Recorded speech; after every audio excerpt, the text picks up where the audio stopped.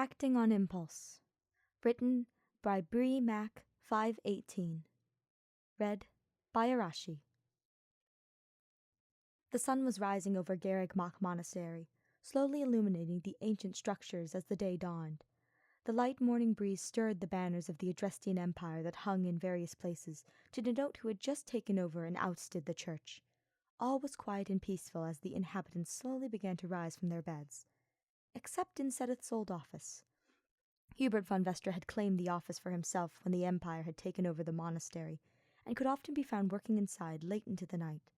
Sometimes he didn't even bother going back to his room in the dormitory, and just slept in one of the armchairs the room spotted. Over time, during the course of the war, his private sanctuary was invaded more and more by a red-headed noble who Hubert gradually began to tolerate. During the first year of their conflict with the church and neighboring countries, Ferdinand had a habit of showing up in Hubert's office uninvited, insisting they discuss more important matters that simply could not wait. Ferdinand was stubborn to a fault, and Hubert had found that it was easier to just let him speak his piece than to insist he was busy with other matters.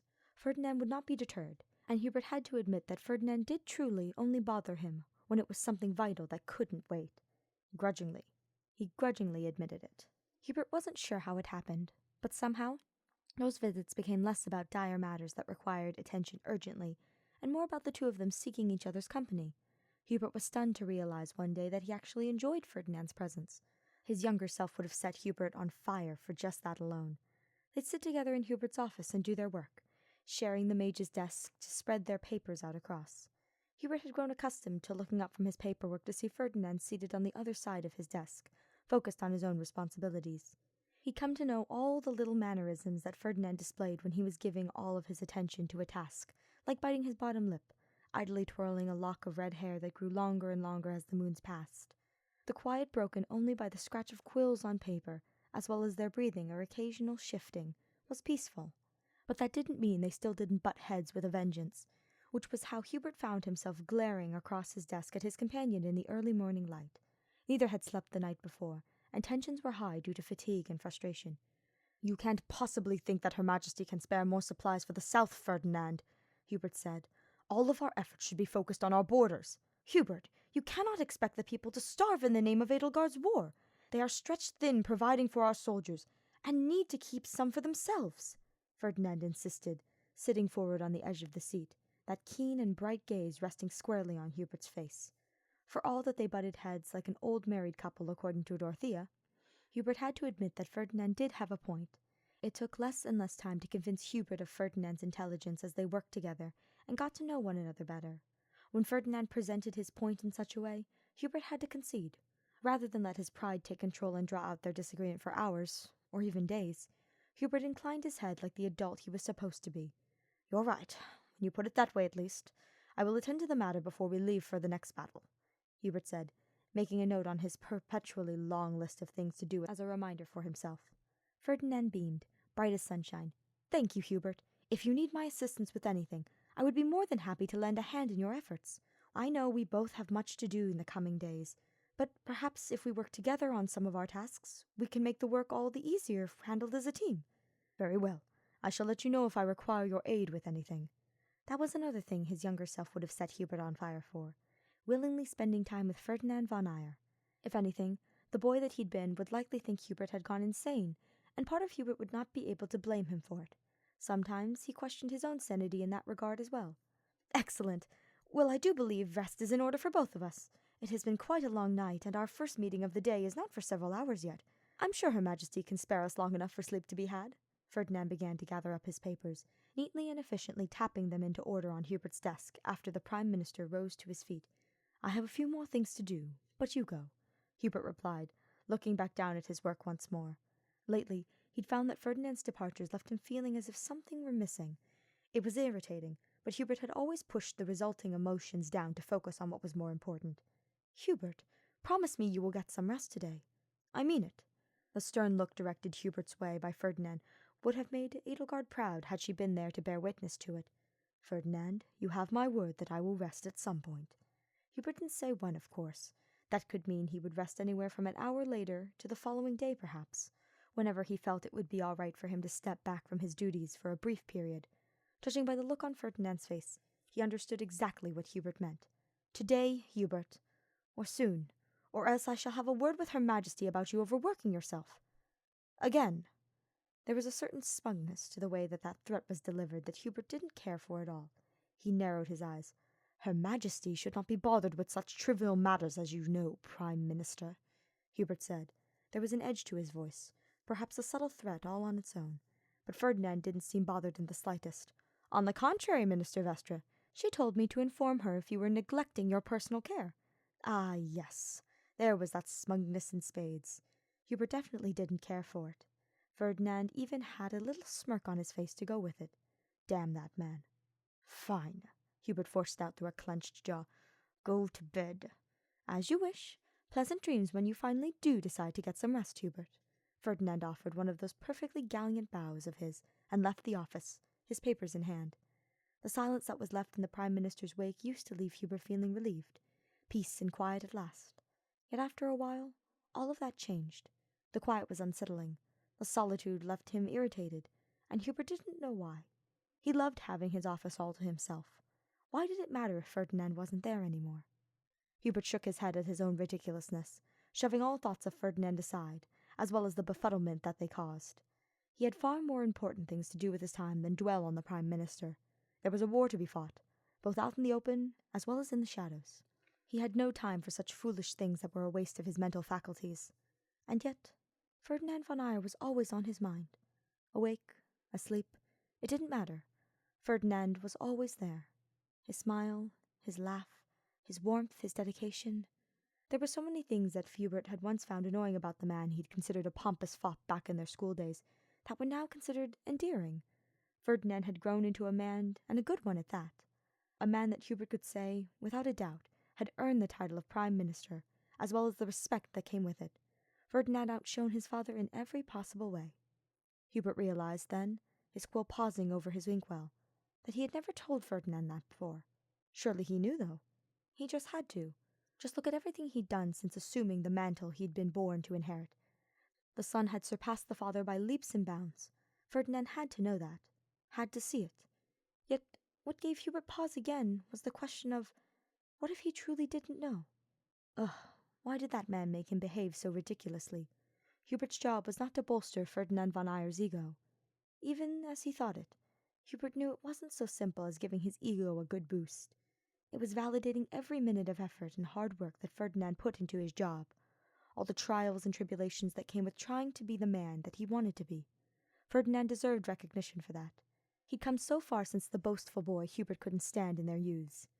Hubert set the quill down in the inkwell and heaved a frustrated sigh, leaning back in his chair. Well, it was clear from the direction that his mind was going, he certainly wasn't going to get much more work done. Ferdinand had overtaken his thoughts as he seemed to have a habit of doing, even though the man himself had no idea. Hubert would make absolutely certain that remained the case, because he'd rather die than admit such a thing. Glancing out the window, Hubert noted the sun's position in the sky. The day had begun. Ferdinand was likely asleep. And yet Hubert was wide awake thinking of him.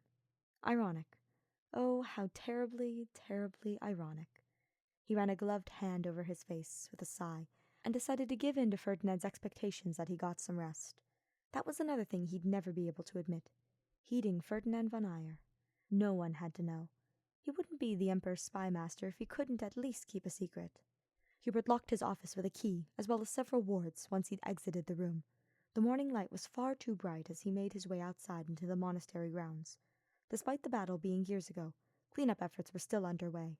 Edelgard could respect the place's history, at least even if she vehemently disagreed with the church and its teachings. The damage was being repaired when people and supplies could be spared for such things. Hubert thought it was a waste of precious time and resources, but knew when he would not be able to dissuade his lady of a notion once she'd made up her mind about it. Trudging up the stairs to the second floor of the dormitory, Hubert was thankful he'd managed to avoid conversation with anyone he'd encountered along the way. The corridor of the upper level was deserted at this time of day, and Hubert found himself pausing just outside of Ferdinand's room, which was only 2 doors down from his own. They'd reclaimed the dorm rooms they had when attending as students. He listened, trying to detect any sounds of movement from within, yet heard nothing. Ferdinand must have truly gone to sleep. Understandable given the long night he and Hubert had both put in. Hubert himself was tired as much as he wished he wasn't. He was thankful Ferdinand was getting some rest at least. Continuing on his way, Hubert entered his room and sat down heavily on his bed. He hadn't bothered making it the previous day, so the bedding was still rumpled. Sleep beckoned him like a siren's voice called to sailors at sea, yet his mind lingered on the Prime Minister. As Hubert removed his boots, he found himself wondering what Ferdinand looked like in the moment, sound asleep in his bed. Was his hair loose and trailing across his pillow like a copper wave? Were his features relaxed and peaceful in slumber?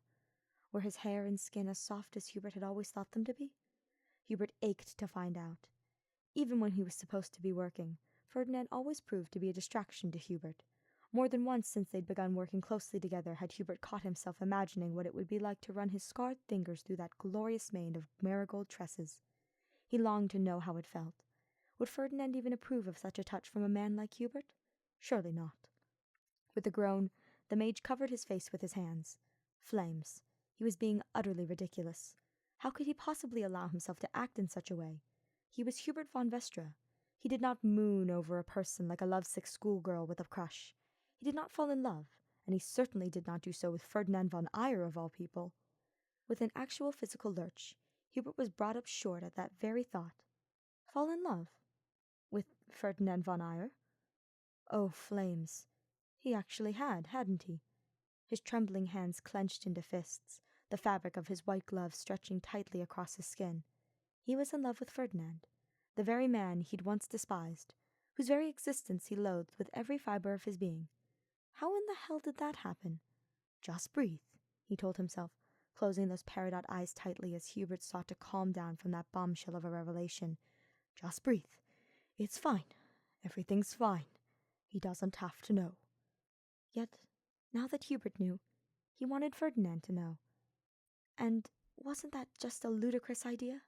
There was no way that he could even hint at such feelings for the Prime Minister. How could he possibly? He'd never lived down the humiliation, though the truth was that Ferdinand would never shame Hubert for his emotions. He wasn't the sort of man to do so. If Hubert told Ferdinand the truth, he knew that Ferdinand would not disrespect him for it. He would be calm, kind and compassionate.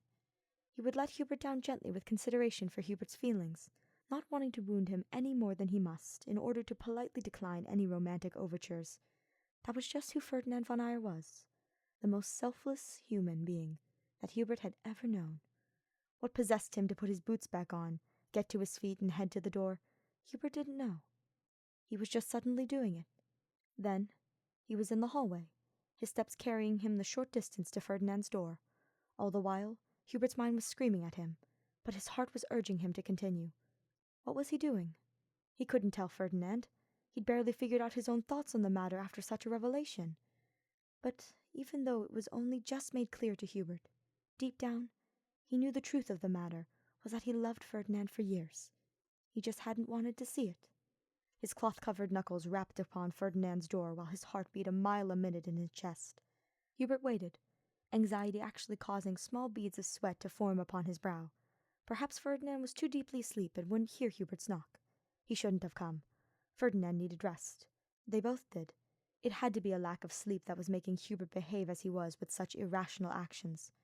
But the sound of shuffling from beyond the closed door dashed Hubert's hope that he could escape without making a fool of himself before it opened, revealing a sleepy Ferdinand who was brushing a stray lock of hair back from his face. He wore it down when he slept, Hubert was pleased to note. He also wore a loose white tunic and sleep pants. Flames, he had no right to be that beautiful, just as Hubert had no right to gawk over the man as he was currently doing. Hubert? Ferdinand rubbed the sleep from his eyes and looked concerned. Is something wrong? No, I just wanted to say something, Hubert blurted out, clasping his hands tightly behind his back in an effort to ease their trembling. His gaze was shifted to the side, focused anywhere but on Ferdinand where he truly wanted to be. Oh, do you want to come in? Ferdinand stepped aside, leaving the door open and gesturing towards the interior of his room as he extended the invitation. Once again, Hubert's feet moved without his permission, taking them inside until the door shut and he was alone with Ferdinand. The inside of the room was dim, the curtains drawn to block out the sunlight. Hubert was thankful as he felt heat flooding his pale cheeks. Thank you. I won't keep you long. There's something I needed to get off my chest. He cleared his throat as Ferdinand came to stand in front of him. He still looked concerned, Hubert realized with a pang as he caught a glimpse of Ferdinand's expression. Very well.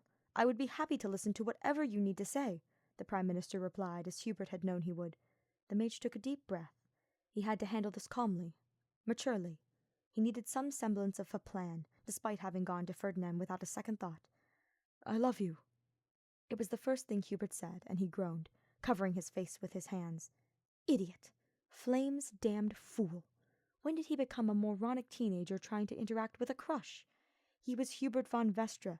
His backup plans had backup plans. He was prepared for everything. Except matters of the heart, when his own heart was involved, apparently. He couldn't look at Ferdinand, and didn't even try, waiting for the rejection that he knew was coming. Hubert didn't want to hear it, and longed to go back the way he'd come, hiding himself in his room like the coward he was. Gentle hands grasped Hubert's own, thin cloth the only barrier between their skin. Hubert felt Ferdinand squeeze his hand gently, which urged Hubert to look at him once more, despite the mortification that was coursing through him. Ferdinand was smiling. Smiling? Hubert hadn't expected that. I love you too. Such softly uttered words, yet Hubert had heard them as surely as if Ferdinand had shouted them from the ramparts so all of the monastery could hear. He stared at the other man, mouth agape, and he likely looked like a fish out of water, but it couldn't be helped. You do? Hubert desperately needed the confirmation, heart pounding. There was even a little light strain to his voice. Ferdinand's smile was soft as his touch, the look in his eyes as warm as the sunshine that so resonated with the Prime Minister. Then the distance between them became smaller and smaller, until Ferdinand was all that Hubert could see. Plush lips found his own, and Hubert was lost. Confirmation received.